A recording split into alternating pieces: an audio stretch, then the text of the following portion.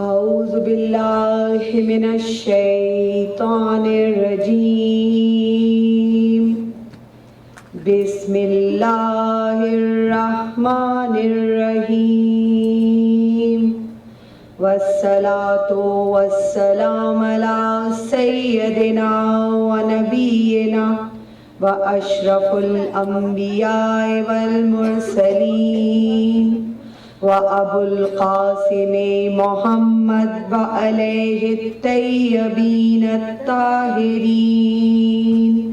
وبعد السلام علی ولیہ ووزیرہ وامینہ وذریتہ وعزتہ ونصرتہ وعطرتہ وقرآن ناطقہ علی ابن ابی طالب غالباً علی کل غالب مطلوب کل طالب قاتل مرحب انتر والد شبیر و شبر کالا فی شانہ ضربت علی یوم الخندق افضل من عبادت الثقلین سلام صلی اللہ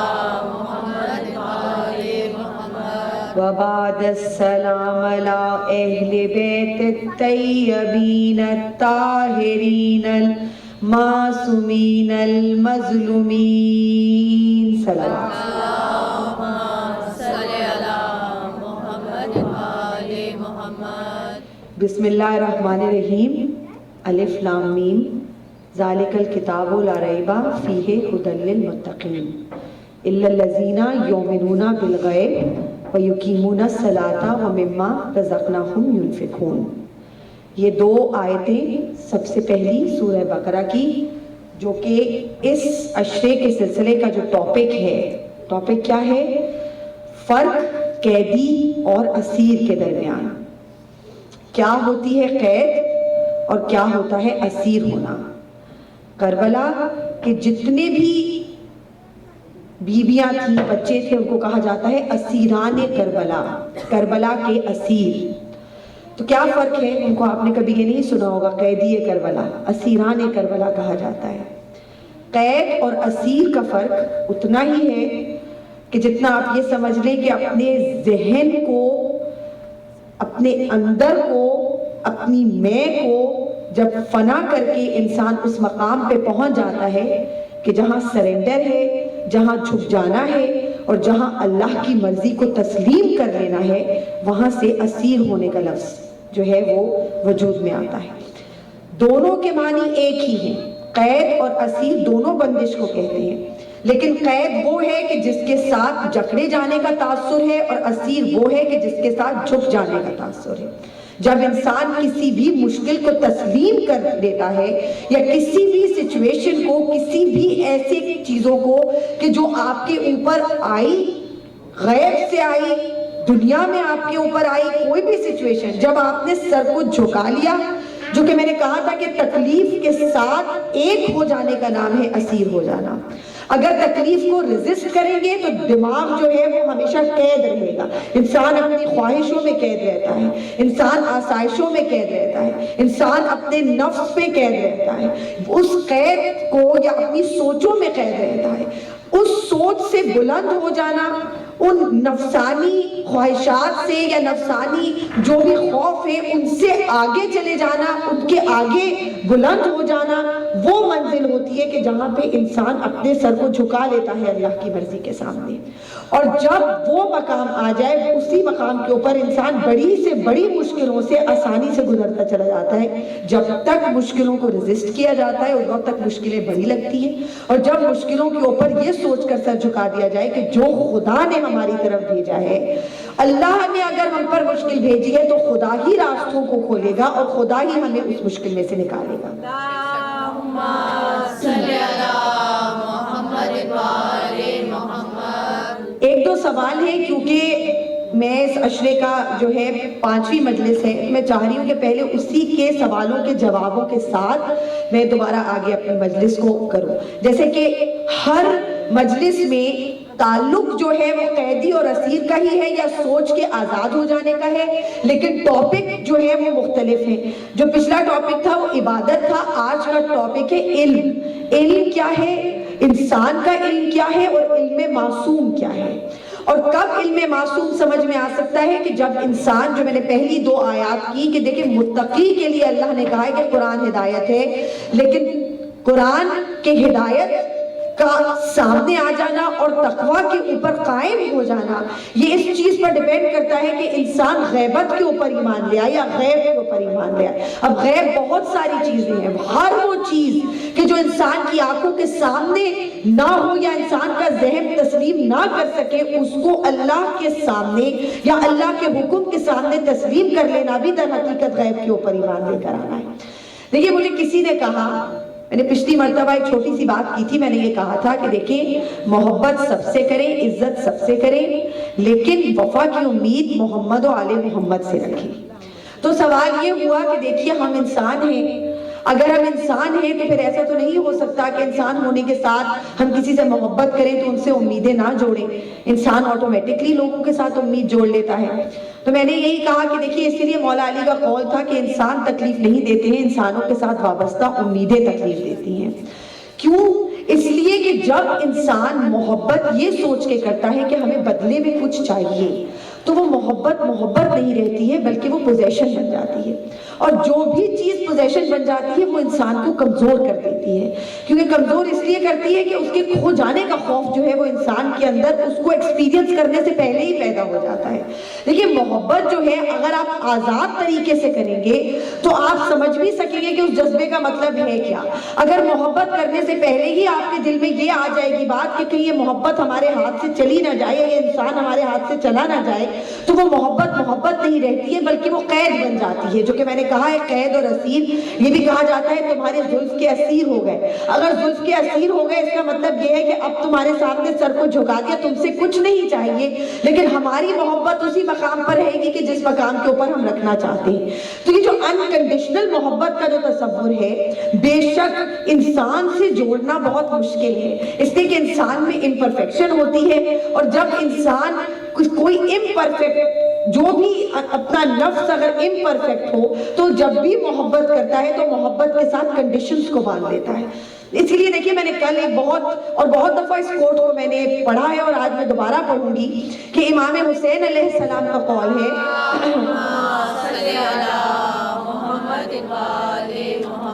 اور یہ بچیوں کے لیے ہے۔ امام نے کیا کہا ہے؟ یہ خدا کی محبت کے لیے امام کے الفاظ ہیں۔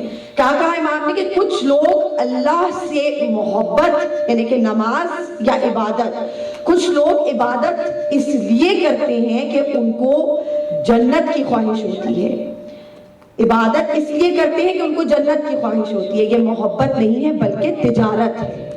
اور پھر کچھ لوگ عبادت اس لیے کرتے ہیں کیونکہ ان کو جہنم کا خوف ہوتا ہے، یہ محبت نہیں ہوتی بلکہ غلامی ہوتی ہے۔ اور پھر کچھ لوگ عبادت اس لیے کرتے ہیں کیونکہ ان کو اللہ کو عبادت کے لائق سمجھتے ہیں، یہ ایک آزاد انسان کی محبت ہے۔ تو دیکھیے جو آزاد محبت کا تصور ہے اس کے ساتھ اسپرچویلٹی جڑی ہوئی ہے، اس کے ساتھ ایک روح کا رشتہ جڑا ہوا ہے۔ اسی لیے کہا جاتا ہے کہ مودت اہل بیت نے کسی بھی معصوم کی محبت تک پہنچنے کے لیے اپنی میں کو فنا کرنا پڑتا ہے، اپنے اندر کی خواہشات کو ختم کرنا پڑتا ہے۔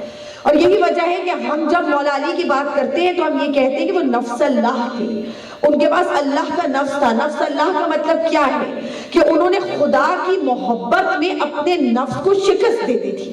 نفس اللہ کا مطلب یہ نہیں ہے کہ ہم شرک کر رہے ہیں اور ہم یہ کہہ رہے ہیں کہ ان کا نفس اللہ کا نفس۔ بہت سارے لوگ ید اللہ کا تصور کیا ہے؟ اللہ کا ہاتھ نہیں بلکہ وہ ہاتھ جس کے پیچھے اللہ کی طاقت ہے۔ لسان اللہ کی زبان، کیا مطلب ہے؟ زبان اللہ کی نہیں ہے بلکہ اس زبان کے پیچھے اللہ کی طاقت ہے، جو اس زبان سے ادا ہوتا ہے وہ اللہ کے حکم سے ہوتا ہے۔ جب تک اللہ کا حکم نہیں ہوتا اس وقت تک اس زبان سے ایک لفظ بھی ادا نہیں ہوتا۔ این اللہ کی آنکھ، اللہ کی آنکھ کا کیا مطلب ہے؟ ہر وہ آنکھ یعنی مولا کی آنکھ وہ تھی جو اسی چیز کو دیکھتی تھی کہ جس چیز کو دیکھنے کا اللہ کی طرف سے ان کو حکم ہوتا تھا. تو جب خدا کے حکم کے سامنے انہوں نے اپنے حواس کو، انہوں نے اپنے نفس کو، انہوں نے اپنی زبان کو، انہوں نے اپنے سوچ کو اتنی شکست دی کہ بندگی میں وہ اس طرح اتر گئے کہ پروردگار نے کیا کہا کہ اب تمہارا درجہ اتنا بلند ہو گیا ہے کہ تمہارے ہاتھ بھی ید اللہ، تمہارے آنکھیں بھی عین اللہ، تمہاری زبان بھی لسان اللہ، اور تمہارا نفس بھی نفس اللہ. تو جو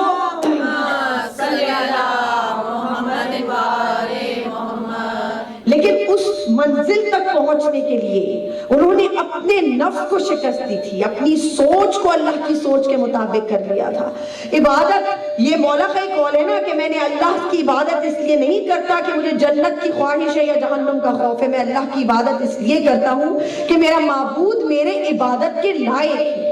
تو یہ جو محبت ہوتی ہے جس کو کہا جاتا ہے آزاد محبت، اسی کے ساتھ انسان کی پرواز بلند ہوتی ہے. جو میں نے پہلے کہا تھا جھک جانے کو ہم یہ سمجھتے ہیں کہ ہم ہار گئے، لیکن جھک جانا ہار جانا نہیں ہوتا ہے، بلکہ جھک جانا اپنی میں کو ختم کر کے فنا کے مقام پر انسان ایسے پہنچ جاتا ہے کہ فنا سے بقا کا جو ہے ایک تصور وہ انسان کا شروع ہو جاتا ہے. بقا نہیں مل سکتی جب تک فنا کو نہ سمجھے، اس لیے کہ اللہ نے یہ کہا ہے کہ تم اسی وقت اس مقام پر پہنچو گے کہ جس مقام کے اوپر انجام کو سمجھنا تمہارے لیے آسان ہو جائے گا، کہ جب تم اس بات کو مانو گے کہ ہر انجام کا ہونا اللہ کے عدل کا تقاضا ہے.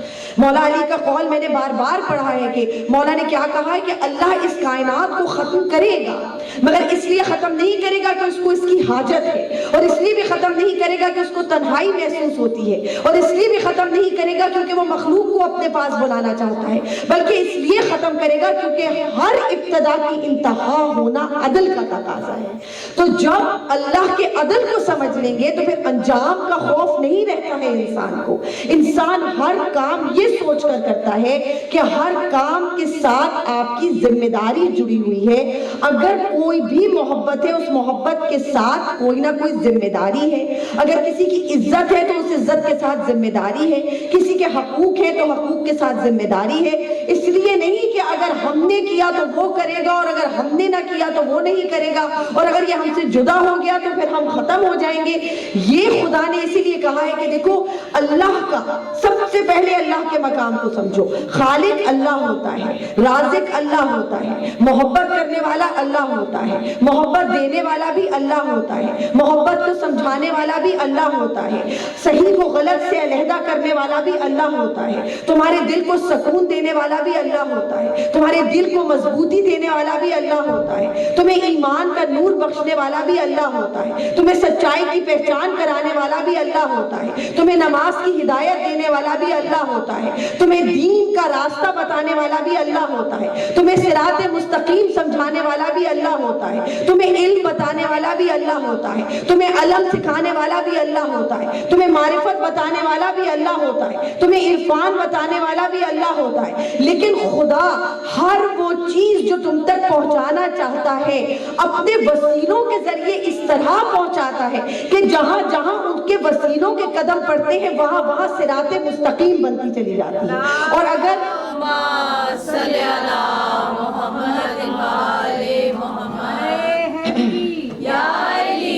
تو اسی لیے ہم کہتے ہیں اہدنا الصراط المستقیم صراط الذین انعمت علیہم غیر المغضوب علیہم ولا الضالین. اے اللہ ہمیں سیدھا راستہ دکھا، مگر کس کا راستہ؟ کن لوگوں کا راستہ؟ ان لوگوں کا راستہ کہ جن پر تو نے اپنی رحمت نازل کی اور ان کو اپنے غضب سے دور رکھا. تو آپ 5 وقت اللہ کے دربار میں کھڑا ہو کر اللہ کا راستہ نہیں مانگ رہے ہیں، بلکہ ان لوگوں کا راستہ مانگ رہے ہیں کہ جن کے دل پر اللہ نے وہ رحمت نازل کی، وہ نور نازل کیا کہ جس نور کی روشنی میں آپ کو اللہ کی روشنی نظر آئے گی. اگر آپ یہ کہنا شروع کر دیں کہ خدا کی نماز میں کھڑے ہو کر صرف اللہ ہی کا ذکر کرنا چاہیے، اللہ ہی کی سوچ رکھنی چاہیے، تو اللہ نے جو ایک سورہ آپ کے لیے فرض کر دی ہے، دیکھیے قرآن کی ہر نماز کی ہر رکعت میں سب سے پہلے سورہ الحمد پڑھی جاتی ہے، اور سورہ الحمد کے کو ہٹا کر آپ سورہ سورہ یاسین نہیں پڑھ سکتے. دیکھ سورہ یاسین بھی اللہ کا سورہ ہے, سورہ الحمد بھی اللہ کا سورہ ہے, لیکن اللہ کہتا ہے ہر رکعت کی شروع دوسری میں چینجز ہو سکتی ہیں. آپ کو لوگ اللہ بھی پڑھ سکتے ہیں, انا انزلنا بھی پڑھ سکتے ہیں, لیکن پہلی سورہ ہمیشہ سورہ الحمد ہے. اور اس سورہ الحمد میں اللہ نے بتایا ہوا ہے کہ سیدھا راستہ ہے کیا. ہم کہہ رہے ہیں کہ اللہ کے علاوہ کسی کا ذکر نہ کرو, اور اللہ بار بار کہہ رہا ہے کہ کہو اہدنا الصراط المستقیم صراط الذین انعمت علیہم غیر المغضوب علیہم ولا الضالین. اے اللہ سیدھا راستہ ان لوگوں کا راستہ کہ جن پر تو نے اپنی رحمت نازل کی اور ان کو اپنے غضب سے دور کر دیا. یہ کون ہیں وہ لوگ کہ جو اللہ کے غضب سے دور ہوتے ہیں؟ جنگ احد کا واقعہ یاد کریں کہ جب رسول خدا کو چاروں طرف سے دشمنوں نے گھیرا ہوا تھا, زخمی تھے, اس وقت رسول خدا کی وجہ کے لوگوں کو یہ احساس ہوا کہ رسول خدا کو احساس ہوا کہ کہیں ایسا نہ ہو کہ اللہ کو جلال ہو جائے کہ میرے حبیب کے اوپر اتنا ظلم ہوا ہے. یہ قرآن مجید کی آیات ہے. تو رسول خدا نے ہاتھ بلند کر کے دعا کی کہ اے پروردگار, میری امت مجھے پہچانتی نہیں, اس لیے میری امت کے اوپر عذاب نازل نہیں کرنا. تو اللہ نے کہا کہ نہیں رسول, تو سراپا رحمت ہے, جہاں رحمت ہوتی ہے وہاں غضب نہیں ہوتا, اس لیے کہ رحمت غضب کا ضد ہوتی ہے. تو اگر تو موجود ہے تو میرا غضب نازل نہیں ہوگا. میں کہتی ہوں آج ہم جب یہ کہتے ہیں اولنا محمد و آخرنا محمد, تو اگر آج عذاب موجود نہیں اور جب اللہ نے کہا رحمت نازل کی, عذاب سے دور رکھا, لیکن رحمت تو ہر ایک پہ نازل کی ہے. رحمت تو ان لوگوں پہ بھی نازل کی کہ جن لوگوں نے اس رحمت کو بجائے رحمت سمجھنے کے اس کو اپنے لیے زحمت بنا لیا.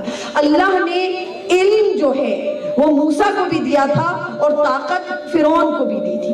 اللہ نے نمرود کو بھی طاقت دی تھی, اللہ نے مرہب کو بھی طاقت دی تھی, اللہ نے ہر اس انسان کو طاقت دی تھی کہ جو اللہ کے خلاف ڈٹا رہا. اللہ نے شیطان کا بھی بہت بڑا رتبہ کیا تھا. لیکن فرق کیا ہوتا ہے, جو خدا کی رحمت کے سائے میں رہتے ہیں اور خدا کے غضب سے دور رہتے ہیں وہ کبھی بھی صراط مستقیم کا راستہ چھوڑتے نہیں ہیں, بلکہ وہ اللہ کی رحمت کو اللہ کے لیے استعمال کرتے ہیں. موسیٰ فرعون میں فرق کیا ہے؟ حضرت موسیٰ میں بھی طاقت ہے, فرعون میں بھی طاقت ہے, لیکن ایک طاقت استعمال کر رہا ہے اپنے نفس کے لیے اور دوسرا طاقت استعمال کر رہا ہے اللہ کے لیے.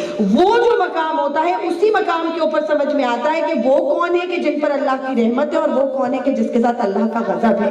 تو اگر آج ہم 12 پر یقین نہیں کریں گے اور ان کی رحمت پر یقین نہیں کریں گے تو ہمیں یہ سمجھ میں نہیں آئے گا اہدنا الصراط المستقیم, کہ صراط المستقیم کو سمجھنے کے لیے ان 12 کو سمجھنا ضروری ہے کہ جن کے لیے اللہ نے کہہ دیا کہ جو سراپا رحمت ہوتے ہیں وہاں پر غضب نہیں ہوتا, کیونکہ رحمت اور غضب ایک دوسرے کی ضد ہوتے ہیں.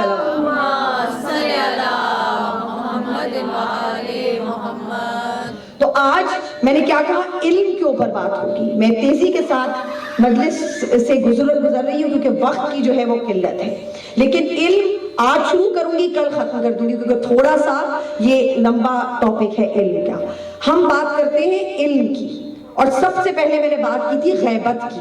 غیبت کیا ہوتی ہے؟ ہو سکتا ہے کہ آپ کو یہ لگے کہ غیبت صرف وہ چیز ہے کہ جو آنکھ کے سامنے حاضر نہیں ہے. نہیں, غیبت صرف وہ چیز نہیں ہے. ہر وہ چیز جو آنکھ کے سامنے حاضر نہ ہو, انسان کا دل اس چیز کو تسلیم کرنے سے انکار کر دیتا ہے. تو غیبت کا فلسفہ انسان کی عقل اور شعور کے ساتھ زیادہ جڑا ہوا ہے, لٹرل میننگز کے ساتھ زیادہ نہیں جڑا ہوا.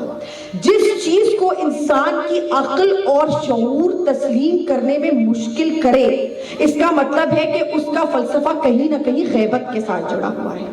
جو بھی چیز اللہ کی جانب سے آتی ہے اس کو سمجھنے میں مشکل ہوتی ہے, اور جو دنیا سے آپ کو ملتی ہے اس کو سمجھنے میں آسانی ہوتی ہے. کیونکہ جو دنیا میں چیزیں موجود ہیں وہ لاجک کے ساتھ جڑی ہوتی ہیں, اور جو خدا کے ذریعے آتی ہے وہ خدا کی غیبت یا خدا کی طاقت یا خدا کی رحمت کے لیے جڑی ہوتی ہے. دیکھیں, آپ نے دنیاوی طریقے پہ بات شروع کرتے ہیں. آپ نے بہت دفعہ یہ سنا ہوگا کہ یہ اس کے پاس جو ہنر ہے گاڈ گفٹڈ ہے. آپ نے سنا ہوگا یہ خدا کا دیا ہوا ہے, اس کو بھئی طاقت ہے. بہت سارے لوگ ہیں کہ جو کوئی بھی ہنر تلاش کرنے کے لیے صدیاں لگا دیتے ہیں لیکن ان کے اندر وہ ہنر آتا نہیں ہے. اور بہت سے بچے آپ نے ایسے دیکھے ہوں گے, آپ پینٹنگ کی ہی مثال لے لیں, بہت سے لوگ آرٹ سکولز میں جاتے ہیں, بڑی کوشش کر کر کے پینٹنگز بناتے ہیں, اور کچھ بچے 3-4 سال کی برس کی عمر میں کچھ برش کے سٹروک سے جو ہے وہ پینٹنگ جو ہے وہ بنا لیتے ہیں. اب ہم کیا کہتے ہیں کہ بچہ 4 سال کا بچہ جس نے پینٹنگ بنا لی, اس کا مطلب ہے کہ بھئی دنیا سے تو یہ سیکھا ہوا نہیں ہے, اس کے پاس گاڈ گفٹڈ چیز ہے, اس کو خدا نے یہ چیز دی ہے. تو اس کا مطلب ہے کہ کہیں نہ کہیں ہمارے نفس کے اندر یہ راز چھپا ہوا ہے کہ علم اللہ دینے والا ہوتا ہے. ٹھیک ہے نا. سورہ اعراف کی آیت نمبر 172 جو میں نے پہلے بھی کہی تھی کہ میں نے تمام آدم کی ذریت سے نفسوں کو طلب کیا اور اس کے بعد ان نفسوں کو گواہ ٹھہرایا اور ان سے پوچھا کہ کیا تمہیں علم ہے کہ تمہارا خالق کون ہے؟ تو سب نے جواب دیا کہ ہاں پروردگار, ہم جانتے ہیں کہ ہمارا خالق تو ہے. تو علم کی بنیاد خلقت سے ہوئی. میری طرف توجہ رکھیں, علم کی بنیاد خلقت سے ہوئی. سب سے پہلا علم جو اللہ نے انسان کو بخشا وہ یہ تھا کہ اللہ تمہارا رب ہے. اور یہی وجہ ہے کہ وہ علم انسان کی روح انسان کے اندر پوشیدہ رہا. جب ابھی دنیا میں انسان بنے بھی نہیں تھے تو اللہ نے روح کو وہ علم عطا کر دیا تھا کہ تمہارا خالق رب ہے. اور اسی لیے جب سے انسانوں کی تخلیق ہوئی, ایک اللہ کا تصور تو اللہ کے رسول محمد مصطفیٰ کے ساتھ آیا,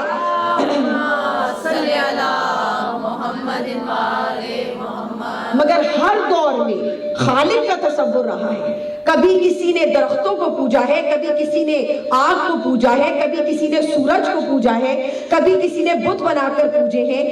بہت ساری چیزیں پوجی گئی, لیکن یہ چیز انسان کے دل میں ضرور رہی, وہ کھوج ضرور رہی, وہ تلاش ضرور رہی کہ کون ہے ہمارا خالق, کون ہے ہمارا خالق, کیونکہ وہ علم انسان کے اندر موجود تھا.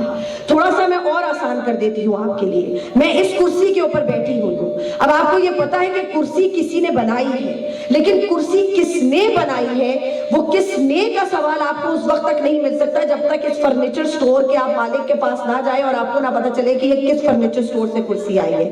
تو آدھا علم آپ کے اندر موجود ہے اور آدھا علم آپ کو دنیا سے ملے گا. اب وہ جو آدھا علم موجود ہے وہ اللہ کا دیا ہوا ہے, اور جو دنیا سے سیکھنا ہے وہ دنیا سے ملے گا. ایک اور آپ کو چھوٹی سی بات کروں. اب آپ بیٹھی ہیں, آپ کے پیچھے کوئی اور بیٹھا ہوا ہے, آپ کو احساس ہو جائے گا کہ میرے پیچھے کوئی بیٹھا ہوا ہے, لیکن جب تک پیچھے منہ کو موڑ کے نہیں دیکھیں گے پتہ نہیں چلے گا کہ کون بیٹھا ہوا ہے. اب یہ جو آدھا علم تھا کہ پیچھے کسی کے بیٹھنے کی آپ کو اندازہ ہو رہا ہے کہ پیچھے کوئی موجود ہے, یہ اللہ کی دی ہوئی حس ہے. آپ کو احساس ہو جاتا ہے کہ کوئی پیچھے بیٹھا ہوا ہے. حد تو یہ کہ آپ اپنی آنکھوں کو بند کریں اور آنکھوں کو بند کرنے کے بعد کوئی آپ کے چہرے کو گھورنا شروع کر دے. اگر آپ سو نہیں رہے تو آپ ایک دم آنکھیں کھول کے دیکھیں گے, آپ کو ایسا لگے گا کہ کوئی ہمیں دیکھ رہا ہے. یہ کون سی چیز ہے کہ آنکھیں بند ہو گئی ہیں, نور آنکھوں میں موجود نہیں ہے, لیکن اگر کوئی دیکھ رہا ہے تو آپ کے اندر کسی چیز نے آپ کو بتا دیا کہ کوئی چیز موجود ہے. انٹویشن پاورز آپ نے دیکھی ہوں گی. کوئی بچہ, ماؤں کو یہ چیز ضرور پتا ہوگی, جب بچہ پیدا ہوتا ہے تو کتنی دفعہ بیٹھے بیٹھے احساس ہوتا ہے کہ ارے کیا بات ہے, جا کے پتا تو کریں, دیکھیں تو صحیح کہ بچہ ٹھیک ہے کہ نہیں ہے. اور آپ جا کر دیکھتے ہیں تو کوئی نہ کوئی چیز پرابلم ہوتی ہے, یا بچے کو بھوک لگی ہوتی ہے, یا کوئی پرابلم ہوتی ہے, اور آپ کو ہوتا ہے کہ ہمیں کس طرح احساس ہو گیا کہ بچے کے ساتھ یہ ہو رہا تھا.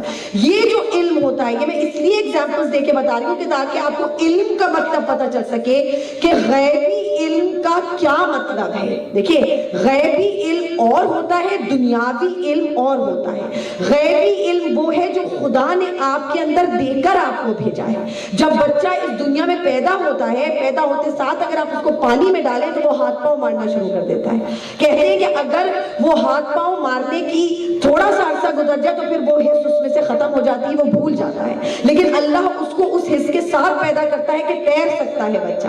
اسی طرح دودھ کو پینے کی, سکلنگ کی جو ایک تصور ہے وہ ایک بچے کے اندر موجود ہوتا ہے. جیسے ہی بچہ پیدا ہوتا ہے اس کو معلوم ہے, 2 دن گزریں گے ماں کی گود سے ہٹے گا, رونا شروع کر دے گا. بچے کو پتا ہے کہ یہ ماں کی گود ہے. اب یہ اتنا چھوٹا بچہ ہے جس کو عقل و شعور نہیں ہے, لیکن اس کو کیسے پتا چل رہا ہے کہ وہ اپنی ماں کی گود سے کسی دوسرے کی گود میں چلا گیا ہے. وہ مانوس کون سی اس کی کیفیت ہے کہ جس کی وجہ سے اس کو پتا چل رہا ہے کہ وہ ماں کی گود سے چلا گیا ہے. یہ تمام کے تمام علم, حس, کان کی کہ آپ سن سکتے ہیں, آپ چکھ سکتے ہیں. بہت سارے بچے آپ نے دیکھا ہوگا جب تھوڑے سے بڑے ہوتے ہیں تو کوئی بھی چیز اٹھا کر اپنے منہ میں ڈال لیتے ہیں. کیوں منہ میں ڈالتے ہیں؟ اس لیے کہ اللہ نے یہ جو چکھنے کی صفت رکھی ہوئی ہے اس کے اندر بھی پہچان ہے. وہ منہ میں ڈال کر پہچان کرتے ہیں کہ یہ کیا چیز موجود ہے. آپ پرندوں کو دیکھیں, پرندے گھونسلے بناتے ہیں. بیا کا گھونسلہ آپ نے کبھی دیکھا ہوگا, کس طرح اس کے اندر پورے کمپارٹمنٹس بنے ہوتے ہیں, کمرے بنے ہوتے ہیں, کس طریقے کے ساتھ اس کا نیسٹ بنا ہوا ہوتا ہے. یہ کون سا عقل و شعور ہے کہ جس کی بنیاد کے اوپر وہ پورے گھونسلے بنا رہا ہے. اس سے اور آگے بڑھ جائیں, آپ نے شہد کی مکھی دیکھی ہوگی. شہد کی مکھیوں کی پوری کالونیز ہوتی ہیں. حق تو یہ کہ اللہ نے قرآن کے اندر اس چیز کو ذکر کیا ہے کہ اگر تمہیں واقعی علم کو سمجھنا ہے تو شہد کی مکھی کو دیکھو. ہم نے شہد کی مکھی کے اندر شفا رکھ دی. سورہ نساء کی آیات ہے. شہد کی مکھی وہ ہے کہ جس کو اللہ حکم کرتا ہے کہ ہر پھول کے اوپر بیٹھو. اب وہ زہریلے پھول کے اوپر بھی بیٹھتی ہے اور میٹھے پھول کے اوپر بھی بیٹھتی ہے, لیکن تمام طریقے کے پھولوں کے بعد جو اس کے پیٹ سے مواد نکلتا ہے اس میں اللہ نے شفا رکھ دی ہے. تو اب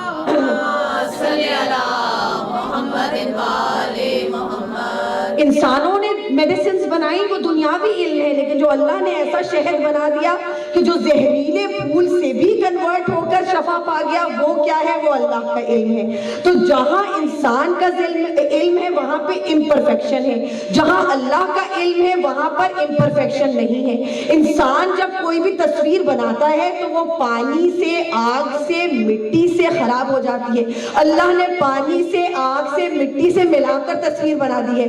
اب فرق یہ ہے کہ تصویر انسان بھی بنا رہا ہے اور تصویر اللہ بھی بنا رہا ہے, لیکن جو انسان بنا رہا ہے وہ خراب ہو جائے گی انہی چیزوں سے کہ جن چیزوں سے اللہ نے ملا کر اس تصویر کو خلق کر دیا. آپ اسی طریقے سے آپ نے کوئی بھی چیز ایجاد کی, آپ نے ایک بلب کو ایجاد کیا. اب بلب کو ایجاد کرنے کے بعد اب آپ کے پاس یہ وہ علم تو آپ نے استعمال کیا, آپ نے بلب بنا دیا, لیکن ایک دفعہ جب ایڈیسن نے بنا دی روشنی تو اس کے بعد اب اس کا یہ اختیار نہیں ہے کہ یہ بلب کلبوں میں بھی جلے یا یہ بلب امام بارگاہوں میں جلے.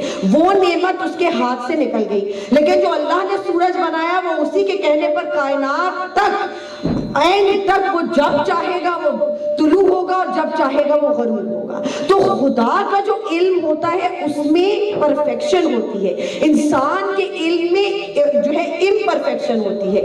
اگر معصوم یا علم معصوم کا مطلب سمجھنا ہے تو پہلے پرفیکشن کو سمجھنا پڑے گا.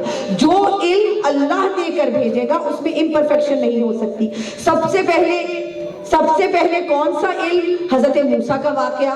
حضرت موسیٰ نے کسی بھی دائی کے دودھ کو تسلیم کرنے سے انکار کر دیا تھا بچپن کے اندر, اور اس دودھ کو ایکسیپٹ کیا تھا جو ان کی ماں کا دودھ تھا. اب یہ اتنے چھوٹے بچے جو نبی پیدا ہوئے تھے, اللہ نے ان کو کیسے اس چیز کا شعور دے دیا.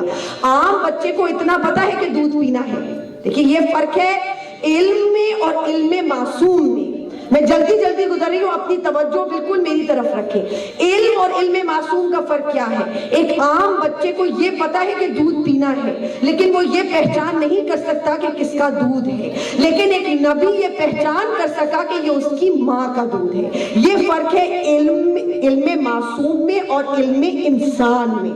آپ انسان اور امام میں فرق ہی نہیں کر سکتے جب تک آپ کو یہ پتہ نہیں چلے گا کہ دونوں علم کے درمیان فرق کیا تھا. یہ تو ساری قرآن کی آیتیں ہیں.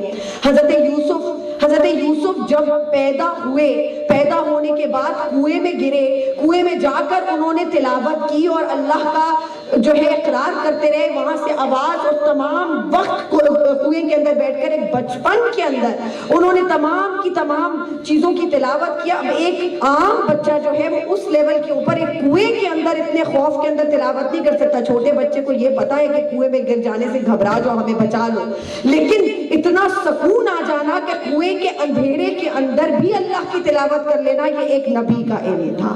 اسی طریقے سے حضرت عیسیٰ, ایک عام بچہ جو ہے وہ پنگوڑے میں ہاتھ پاؤں مار کے اپنی ماں کو پہچان لے گا, لیکن اپنی ماں کی عصمت کی گواہی دینا یہ حضرت عیسیٰ یا اللہ کے نبی کے پاس, بچے کے پاس یہ علم تھا. تو دونوں بچوں میں اگر آپ تفریق کریں, علم میں غیب انسانی بچے کے پاس بھی ہوتا ہے, لیکن جو علم معصوم ہوتا ہے وہ بچپن سے اتنا پرفیکٹ ہوتا ہے کہ ایک چھوٹا سا بچہ پنگوڑے کے اندر لیٹ کر اپنی ماں کی عصمت کی گواہی دے دیتا ہے. تو اگر واقعی علم معصوم کو سمجھنا ہے تو پھر اس بچے کے علم کو بھی سمجھے کہ جو پنگوڑے میں لے کر اشدہا کا سر مروڑ دیتا تھا, یا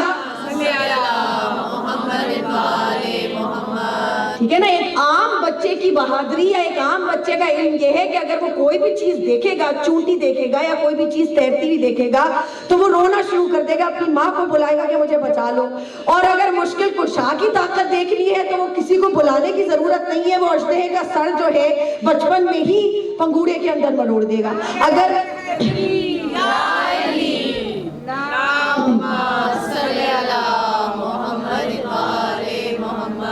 تو علم معصوم اور ایک, اب یہ صرف بچے کی بات ہو رہی ہے کہ دونوں بچوں کے درمیان کیا فرق ہوتا ہے ایک عام انسان کے درمیان. یہ جو آج کل باتیں ہو رہی ہیں نا کہ سب عام انسان ہے, سب عام انسان ہے.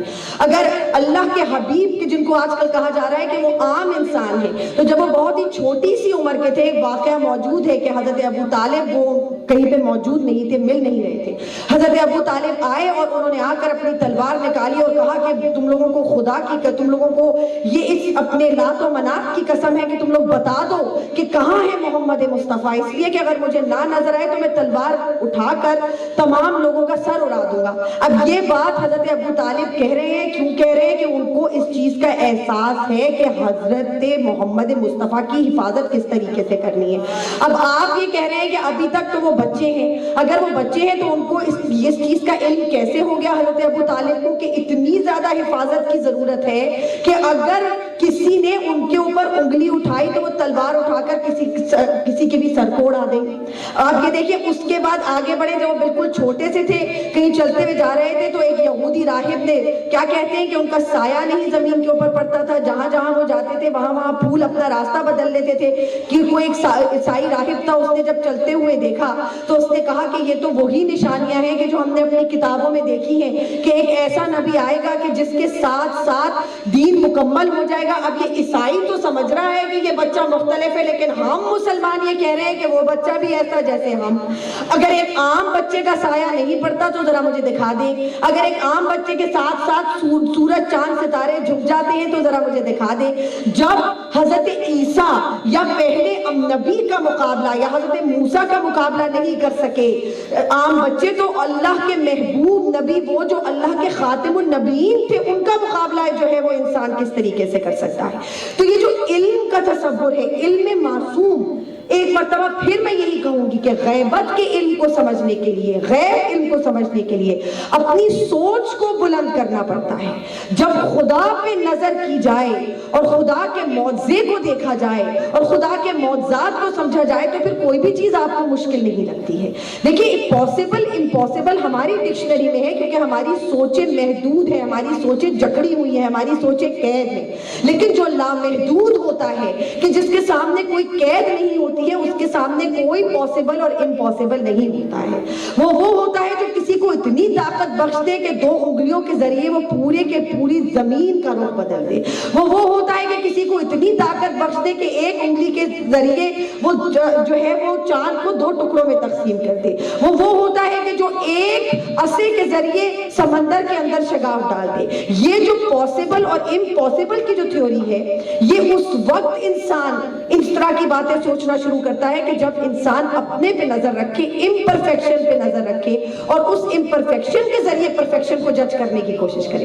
امپرفیکشن کے ذریعے پرفیکشن کبھی بھی جج نہیں ہوتی. جیسے میں نے پہلے کہا تھا کہ اگر رسول خدا کو انسان کی نظر سے دیکھیں گے تو پھر ان کی زلفوں پہ بات ہوگی, پھر ان کی آنکھوں پہ بات ہوگی, پھر ان کی ہر وہ جو ہے وہ دنیاوی ان کی صفت کے اوپر بات ہوگی, ان کے علم کو, ان کے عرفان کو, ان کی معرفت کو, ان کے اخلاق کو, ان کے طٰہٰ ہونے کو, ان کے یاسین ہونے کو, ان کے حبیب ہونے کو, ان کے سراج المنیرہ ہونے کو, ان کے اوت العلم ہونے کو, ان کے اولو العلم ہونے کو, ان کے راسخون فی العلم ہونے کو, ان کی تمام صفات کو, ان کی رحمت کو, ان کے رحمت للعالمین ہونے کو, ان کے خاتم النبیین ہونے کو, ان کے معصوم ہونے کو کوئی بھی نہیں سمجھ سکتا. پھر انسان یہی کہے گا کہ وہ عام انسان تھے, ان کا خون نکل آیا تھا تو وہ عام انسان تھے, ان کو پتھر لگ گیا تھا تو وہ عام انسان تھے. وہ یہ نہیں سوچ رہے ہیں کہ اگر واقعتاً وہ عام انسان ہوتے تو خدا اتنے سارے لوگوں میں سے کسی ایک کو چن کر اس کے اوپر اپنی کتاب کو کیوں نازل کرتا, اور اس کو اپنا آخری نبی کہنے کے بعد یہ کیوں کہتا کہ اے رسول ان سے کہہ دے واقع مباہلہ کی جو آیات ہے اس میں کہ اے رسول تو ان سے کہہ دے کہ اگر اللہ کا کوئی بیٹا ہوتا تو کیا میرے علاوہ ہوتا.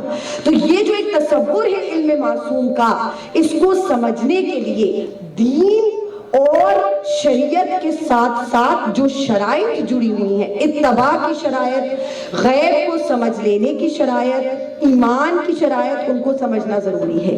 نور کو سمجھنے کے لیے نور کی طرف نظر کرنی پڑتی ہے. عرفان کو سمجھنے کے لیے اپنے ذہنوں کے تالے کھولنے پڑتے ہیں. بی بی ہاجرہ اور بی بی سیدہ کے فلسفے کو سمجھنے کے لیے عورت کے کم یا زیادہ ہونے کے تصور سے آگے بڑھنا پڑتا ہے. اگر حضرت علی اصغر یا کسی بھی حضرت عیسیٰ یا حضرت موسیٰ کے فلسفے کو سمجھے تو کسی چھوٹے سے بچے کی عقل اور عزت کے فلسفے کو سمجھنا پڑتا ہے.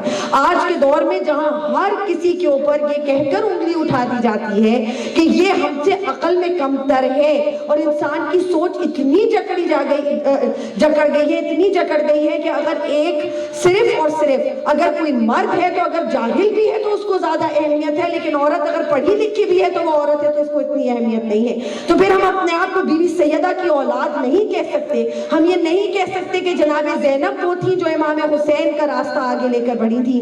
ہم یہ نہیں کہہ سکتے تھے کہ حضرت مریم کے بغیر حضرت عیسیٰ کا وجود نہ ہوتا. ہم یہ نہیں کہہ سکتے تھے کہ حضرت آسیہ کے بغیر حضرت موسیٰ جو ہے وہ اس مقام کے اوپر نہ پہنچ سکتے کہ جہاں پہ وہ فرعون کی تکلیفوں کے ساتھ بچے رہتے. تو یہ جو معصوم کے تصور کو سمجھنا ہے، اس تصور کو سمجھنے کے لیے اپنے ذہن کو کشادہ کرنا پڑتا ہے، اور اس کے بعد علم و عرفان اور علم کی صحیح معنوں کے اندر مطلب سمجھ میں آتا ہے اور اس کا نور سمجھ میں آتا ہے. اس کو میں ختم جو ہے وہ کل کروں گی، لیکن آج بھی بچوں ہی کا ذکر ہے. اگر ہم آج ذکر کرتے ہیں حضرت اون محمد کا، تو حضرت اون محمد کو اگر ہم عام بچوں کے ساتھ کمپیئر کریں تو ہمیں یہ سمجھ میں آ جائے گا کہ وہ بچے کون ہوتے ہیں کہ جو اپنی ماں کے کہنے کے اوپر ایک لمحے میں کوئی ایک لفظ کو ادا کیے بغیر، چھوٹے چھوٹے بچے، ایک کی عمر 10 سال، ایک کی عمر 12 سال، اگر کوئی دو بچے 10 اور 12 سال کی عمر میں اتنا علم رکھیں، اتنا عرفان رکھیں، اتنا سکون ہو. حضرت قاسم بھی 13 برس کی عمر کے تھے کہ جنہوں نے شہادت کے فلسفے کو یہ کہہ کر بیان کیا تھا کہ چچا میرے لیے شہادت ایسی ہے کہ جیسے کہ شہد کا پیالہ ہوتا ہے. اور حضرت اون محمد وہ تھے جو بار بار اپنے ماموں سے اجازت لینے کے لیے آ رہے تھے کہ ہمیں وہ موقع دے دے کہ ہم کسی طریقے سے جائیں اور جا کر آپ کے لیے شہادت نوش کر لیں. لیکن امام حسین اجازت نہیں دے رہے تھے. امام حسین کہہ رہے تھے کہ میں جب چلا جاؤں گا تو میرے جانے کے بعد زینب اکیلی رہ جائے گی. اون محمد تمہارے باپ نے بڑی محبت سے تمہیں ساتھ بھیجا ہے، تم اپنی ماں کو اکیلا کیوں چھوڑنا چاہتے ہو؟ تو کہا ماموں ہمیں ماں نے ہی تو بھیجا ہے آپ کی طرف. ایک مرتبہ امام حسین نے کہا کہ میں تمہیں اجازت نہیں دے سکتا کیونکہ میں جانتا ہوں کہ تم زینب کی اولاد ہو. جناب زینب کے پاس گئے دونوں چھوٹے بچے، کہا ماموں ہمیں جانے کی اجازت نہیں دے رہے. ایک مرتبہ جناب زینب خود دونوں بچوں کے ہاتھوں کو پکڑ کر آئیں اور آ کر جناب امام حسین سے کہا کہ بھیا میرے سے کیا غلطی ہو گئی ہے کہ جو ام لیلہ کی قربانی کو قبول کر لیا لیکن زینب کی قربانی کو قبول نہیں کر رہے.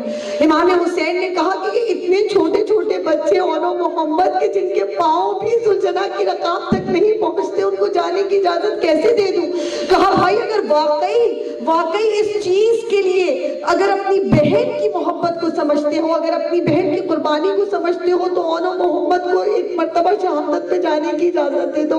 میں کہتی ہوں میری بیوی زینب، ہم کیسے خوفوں میں جکڑے ہوئے ہیں، ہم اپنی اولاد کی ایک ذرا سی تکلیف نہیں دیکھ سکتے. ہم نے کس طرح چھوٹے چھوٹے بچوں کو سجا کر تیار کر کے پیار کر کے قربانی کے لیے بھیج دیا تھا. دونوں چھوٹے چھوٹے بچے جب گھوڑے پر سوار ہو کر مقتل کی طرف چلے تھے تو کہا جاتا ہے کہ اشکیا کی بھی آنکھوں میں آنسو آ گئے تھے کہ یہ تو اتنے چھوٹے بچے ہیں کہ اتنے چھوٹے بچوں کی تو ارے جانور بھی ہو تو اتنے چھوٹے جانور کی قربانی قبول نہیں ہوتی. یہ کون سی ماں ہے جس نے اتنے چھوٹے دو شہزادے کہ جن کے چہرے چاند کی طرح چمک رہے ہیں ان کو مقتل کی طرف بھیج دیا؟ جناب اون محمد کی صداقت، جناب اون محمد کی شہادت اور ان کی شجاعت بھی ایک عام بچے جیسی نہیں تھی. کہا جاتا ہے 17,000 دشمنان اہل بیت کو دونوں بچوں نے مل کر واصل جہنم کیا تھا. ایسی تلوار چلائی تھی کہ علی کی شجاعت یاد آ گئی تھی. مگر چھوٹے چھوٹے بچے تھے، چاروں طرف سے اشکیا کا گھیرا تھا، ہر طرف سے تیر چل رہے تھے، ہر طرف سے تلواریں چل رہی تھی. ارے اگر محمد کو چوٹ لگتی تھی मोहम्मद सामने आ जाता था। एक मर्तबा जब दोनों बच्चे बहुत ज्यादा चूर हो गए जख्मों से और जनाब मोहम्मद घोड़े से नीचे गिरे तो एक मर्तबा पुकारा, अरे मामू हमारी मदद के लिए आइए। जनाब इमाम हुसैन ने आवाज सुनी, आवाज सुनते के साथ ही मेरे मौला चले मक्तल की तरफ। जाकर देखा दोनों बच्चे नीचे मक्तल के ऊपर पड़े हुए हैं। एक मर्तबा एक को देखा, दूसरे को देखा, कहा अरे चेहरे पे इतनी जख्म है कि पता नहीं चलता कि कौन है और मोहम्मद कौन है। बड़े प्यार से अपनी गोद में उठाया मेरे मौला इमाम हुसैन। फजर से लेकर असर तक लाशें उठाते रहे, छोटे छोटे बच्चों के लाशें उठाकर मेरे मौला जब लेकर आए हैं खैमों में तो बीवियों ने बैन करने शुरू किए, कहा अरे ज़ैनब को बुलाओ, ओनो मोहम्मद चले गए हैं। एक मर्तबा किसी ने जाके जनाब ज़ैनब को कहा, जनाब ज़ैनब ने कहा अरे कुर्बानी देकर देखा नहीं जाता, अरे मैं ओनो मोहम्मद को नहीं देखूंगी। अरे बीबी क्या शुजाअत है आपकी। अरे एक मर्तबा जब मेरी बीवी मकतब से भी चल रही थी, लुटा फुटा काफला चल रहा था ना, बच्चों की लाशें देखी कब्र के ऊपर भी, सबने कहा ये दो छोटे छोटे बच्चों की कब्र कौन सी है।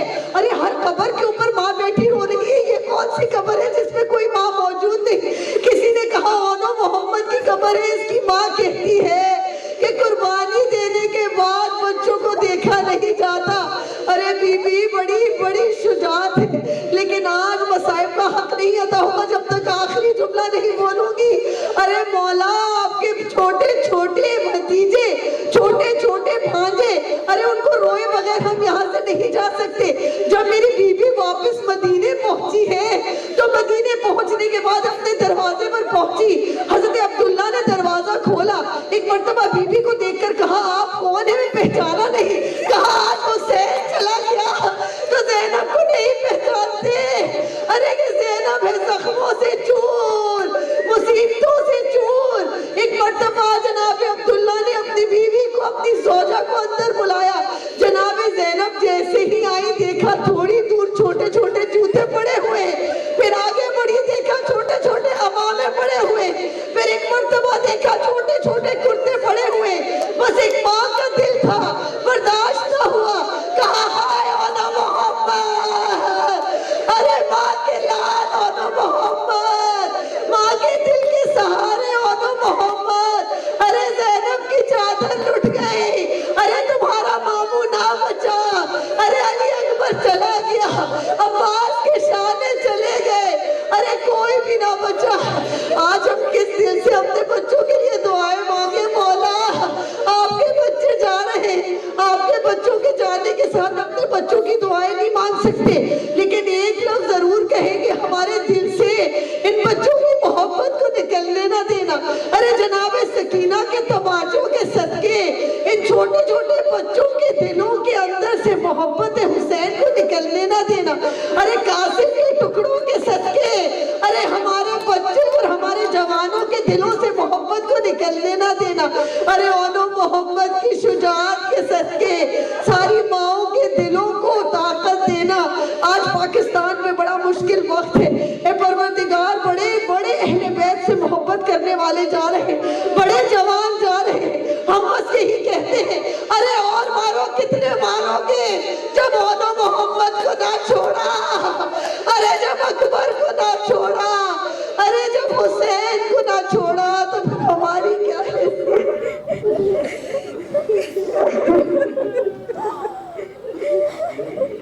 माता के